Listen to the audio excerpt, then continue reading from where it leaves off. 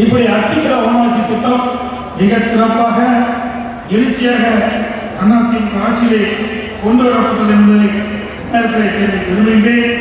அதோடு இங்கே பேசியவர்கள் குறிப்பிட்டார்கள். அத்திக்கட வனவாசி திட்டம் 2 திட்டத்தையும் தொடர வேண்டும் என்று இங்கே தெரிவித்தார்கள். ஏற்கனவே அனைத்து அண்ணா திராவிட முன்னேற்ற கழக ஆட்சியிலே நான் முதலமைச்சர் இருந்தபோது அந்த திட்டம் தொடங்குவதற்கு பூர்வாகப்படி தொடங்கப்பட்டது.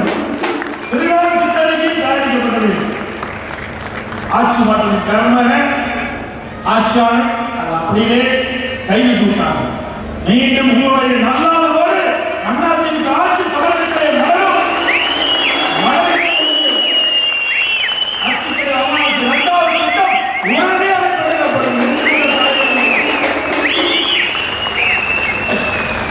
நீண்டமாக விவசாயிகளுடைய கோரிக்கை பரந்துக்கிழமை ஆளியாறு திட்ட ஒப்பந்தத்தை புதுப்பிக்கப்பட வேண்டும். அதோடு இந்த திட்டத்தில் நிறைவேற்றப்படாமல் நிலுவையில் உள்ள ஆணையாறு நல்லாறு திட்டத்தை நீங்கள் நிறைவேற்றணும் என்று சொல்லுகிறார். அதே போல பாண்டியாறு குன்னம்புலா திட்டத்தை நிறைவேற்ற வேண்டும் என்று மேடையிலே பேசினார்.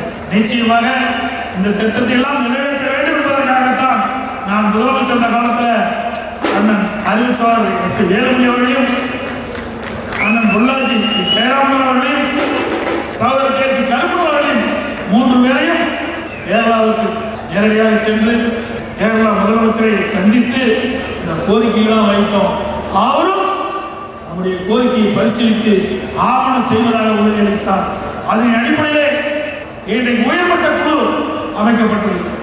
கேரள அரசாங்கம் அமைக்கப்பட்டது, தமிழ்நாடு அரசும் அமைக்கப்பட்டது. 3 முறை 2 குழு சந்தித்து பேச்சுவார்த்தை நடத்தினார்கள். ஆட்சி மாற்றம் ஏற்பட்டது. அப்படியே கிடப்பது இந்த அரசாங்கம். நிச்சயமாக அதிமுக அரசு மலரும்.